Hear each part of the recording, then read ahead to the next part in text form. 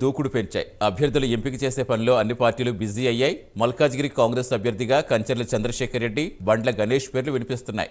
ఇక బీజేపీ నుంచి ఈటెల రాజేందర్ పేరు ఖరారైంది. మరోవైపు బీఆర్ఎస్ నుంచి సంబీపూర్ రాజు పేరు ప్రకటించారు.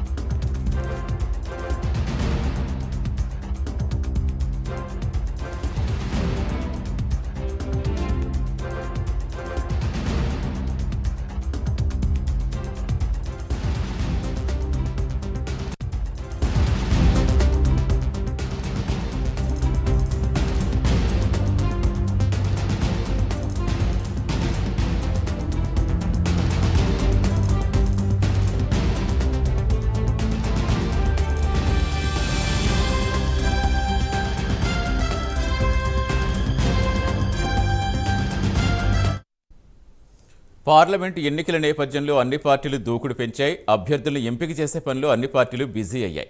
మల్కాజ్గిరి కాంగ్రెస్ అభ్యర్థిగా కంచర్ల చంద్రశేఖర్ రెడ్డి, బండ్ల గణేష్ పేర్లు వినిపిస్తున్నాయి. ఇక బీజేపీ నుంచి ఈటెల రాజేందర్ పేరు ఖరారైంది. మరోవైపు బీఆర్ఎస్ నుంచి సంబీపూర్ రాజు పేరు ప్రకటించారు.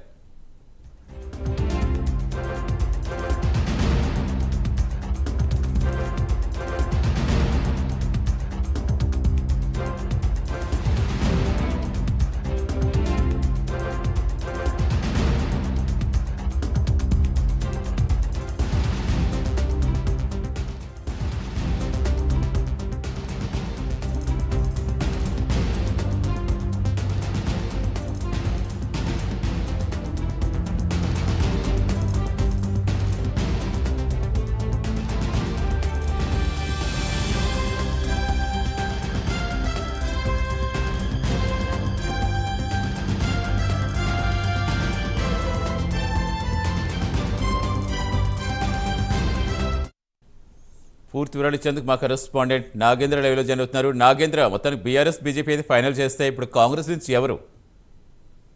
Thank you Satish. దేశంలోనే అత్యంత పెద్ద పార్లమెంటు, మినీ ఇండియాగా పిలువబడేటటువంటి మల్కాజ్గిరి పార్లమెంటు పైన ప్రస్తుతం ప్రధాన రాజకీయ పార్టీల కన్ను ప్రస్తుతం ఆ పార్లమెంటు పైన పడినటువంటి పరిస్థితి.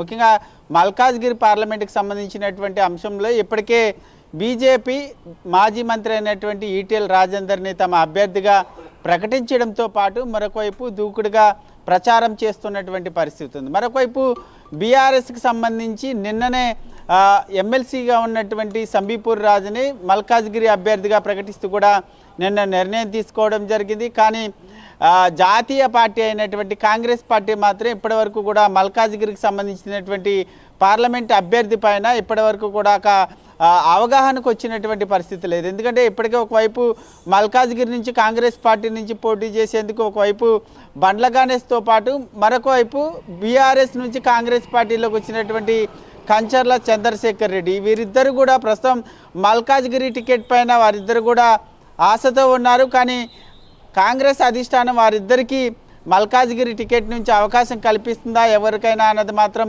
చూడాలి. కానీ కాంగ్రెస్ పార్టీ మల్కాజ్గిరి నుంచి బలమైనటువంటి అభ్యర్థిని రంగంలో దించడంలో భాగంగానే ఇప్పుడు ప్రస్తుతం అక్కడ ఉన్నటువంటి నియోజకవర్గం పైన బలమైనటువంటి అభ్యర్థి కోసం కాంగ్రెస్ పార్టీ వెతుకులాడుతున్నటువంటి పరిస్థితి ఉంది. ముఖ్యంగా ఎందుకంటే మల్కాజ్గిరిని కాంగ్రెస్ పార్టీ అత్యంత సీరియస్గా తీసుకుంది. ఎందుకంటే ఇప్పుడు ప్రస్తుతం ముఖ్యమంత్రిగా ఉన్నటువంటి రేవంత్ రెడ్డి సొంత నియోజకవర్గం పార్లమెంటు నియోజకవర్గం కావడంతో అక్కడి నుంచే ప్రస్తుతం రేవంత్ రెడ్డి పార్లమెంటు